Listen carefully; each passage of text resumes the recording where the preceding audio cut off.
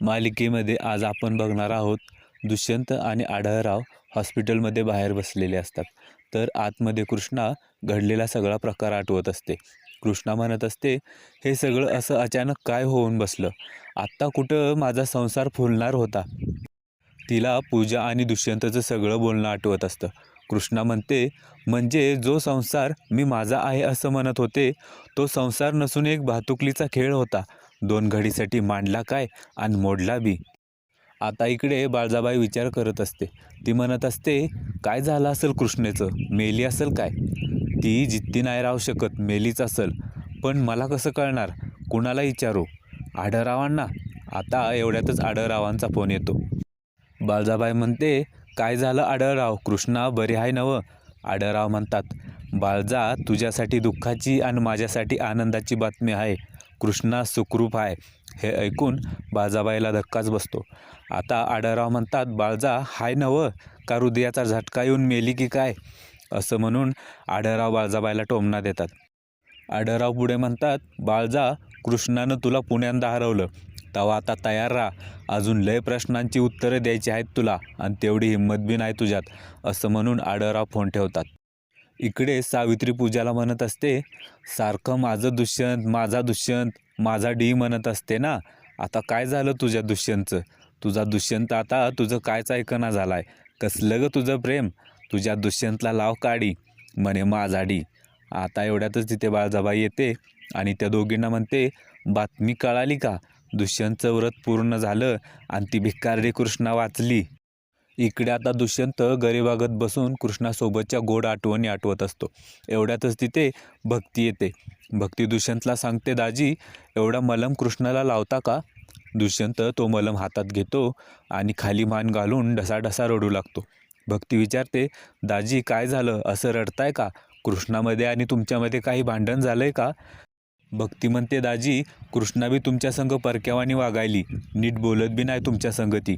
भक्ती विचारते, दाजी, कृष्णाचा अपघात कसा काय झाला? दुष्यंत म्हणतो, भक्ती, कृष्णाच्या ॲक्सिडेंटला मी जबाबदार आहे. भक्ती म्हणते, दाजी कसं काय? दुष्यंत आता भक्तीला सगळं सांगतो की पूजाचं आणि माझं अफेअर कळाल्यामुळे कृष्णा घर सोडून निघाली होती, त्यामुळेच हा ॲक्सिडेंट झाला. इकडे पूजा बाळजाबाईला सांगते की आम्ही दुष्यंतला ते व्रत करण्यापासून अडवायचा खूप प्रयत्न केला, पण तुमचा दुष्यंत आमचं ऐकायलाच तयार नव्हता आणि गावकरीसुद्धा त्याला सपोर्ट करत होते. त्यात माझ्या आईला पण लागलं. बाळजाबाई म्हणते, बस झालं पूजा, तुला मी जे काम दिलं होतं ते तुला जमलं नाही, हे मान्य कर ना. पूजा म्हणते, बाळजाबाई, तुम्ही सगळं खापर माझ्यावर फोडून मोकळ्या झाला. तुमच्याकडे एवढा पैसा आहे, माणसं आहे, मग तुम्ही का नाही काय केलं?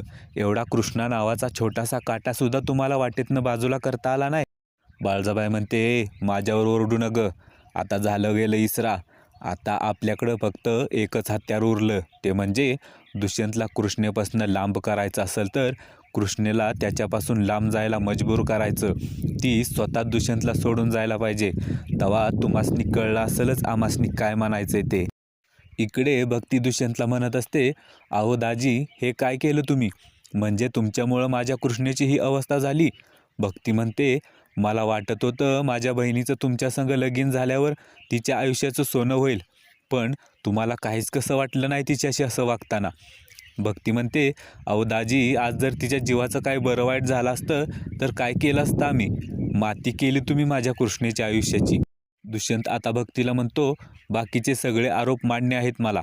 खूप मोठी चूक झाली माझ्या हातून. पण भक्ती, माझं कृष्णावर खरं प्रेम आहे. मी खूप मनापासून प्रेम करतो तिच्यावर. कृष्णाशिवाय मी दुसऱ्या कोणाचा विचारही करू शकत नाही.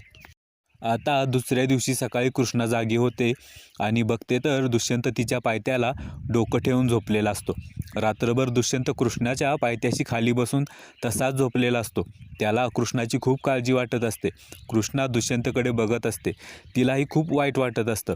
एवढ्यातच आढळराव तिथे येतात. आढळराव म्हणतात, अरे वा, उठल्या वय सुनबाई, कसं वाटतंय आता? घ्या चहा घ्या, लय झाक वाटेल तुम्हासनी. आता आढळराव दुष्यंतला हाक मारतात, दुष्यंता, ए दुष्यंता, उठ बाबा. दुष्यंत लगेच उठतो. त्याच्यासुद्धा गुडघ्याला त्रास होत असतो. आढळराव कृष्णाला विचारतात, सुनबाई चहा घेणार का? दुष्यंत म्हणतो, कृष्णा, तुला चहाबरोबर बिस्किट वगैरे काय आणू का? कृष्णा मात्र दुष्यंतशी काहीही बोलत नसते. त्या आढळरावांना म्हणते, आबा, मला काय बी न गं. दुष्यंत आता चहा घेतो आणि कृष्णाला देत असतो. पण कृष्णा म्हणते, आबा माझा हात शाबूत आहेत. आता आढळराव दुष्यंतला म्हणतात, दुष्यंता तिचा हात शाबूत आहेत. दुष्यंत म्हणतो, मग सांगा तिला, अजून पूर्ण रिकवर झालेली नाही ती. आढळराव म्हणतात, कृष्णे तू अजूनपर्यंत बरी झालेली नाही. आढळराव दोघांमधलं बोलणं एकमेकांना सांगत असतात. कृष्णा आता उठण्याचा प्रयत्न करत असते. दुष्यंत लगेच तिला मदत करत असतो. पण कृष्णा त्याचा हात परत एकदा झटकते आणि म्हणते, एकदा सांगितलेलं कळत नाही का, माझा हात शाबूत आहेत, मला मदतीची गरज नाही, माझं मी बघेन. दुष्यंत आता आढळरावांना म्हणतो, तिला सांगा ICUमध्ये आहेस.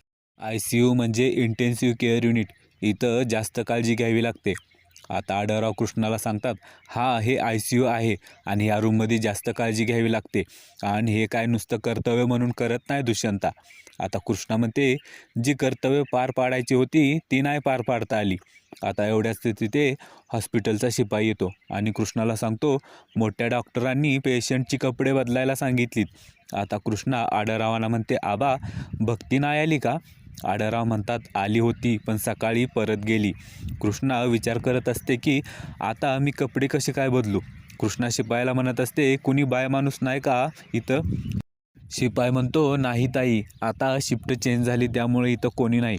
आता दुष्यंत कृष्णाला म्हणत असतो, कृष्णा मी तुझी मदत करतो कपडे बदलण्यासाठी. पण कृष्णा म्हणते, तुम्हाला एकदा सांगितलेलं कळत नाही का, माझं मी बघेन. आढळराव दुष्यंतला म्हणतात, दुष्यंता चल बाहेर. दुष्यंत खूप उदास झालेला असतो. आता ते दोघंजण बाहेर येतात. आढळराव दुष्यंतकडे बघत म्हणतात, दुष्यंता तुझी घालमेल दिसते र मला, पण आता या वेळेला तू शांत राहणंच योग्य ठरल. आता कृष्णा आतमध्ये स्वतः कपडे बदलण्याचा प्रयत्न करत असते. तिला नीट उभं राहता येत नसतं, म्हणून तिच्याकडनं चुकून टेबल खाली पडतो. दुष्यंत लगेच आतमध्ये पळत जातो आणि कृष्णाला धरतो. पण कृष्णाला दुष्यंतकडून मदत घ्यायची नसते. त्यामुळे कृष्णा म्हणते, जावा तुम्ही, माझं मी बघेन. आता दुष्यंत खूप उदास झालेला असतो. दुष्यंत कसाबसा कृष्णाला मनवण्याचा प्रयत्न करत असतो. दुष्यंत म्हणतो, कृष्णा मला ज्यावेळी मधमाशा चावल्या त्यावेळी नाही का तू माझी मदत केली. ती मदत तू कुठल्या नात्याने केली होती, माणुसकीच्या नात्याने केली होती ना. मग आताही असंच समज की मी माणुसकीच्या नात्याने तुला मदत करतोय. उद्याच्या भागात आपण बघणार आहोत, आढळराव कृष्णाला समजावून सांगत असतात की दुष्यंत लग्न झाल्यापासून खूप बदलला आहे. आढळराव कृष्णाला म्हणतात की तुमच्यासाठी त्यानं सगळ्या गावासमोर स्वतःच्या आईच्या विरोधात बोलला. आता दुष्यंत कृष्णाला जवळ घ्यायचा प्रयत्न करत असतो, पण कृष्णा म्हणते, आता हे शक्य नाही.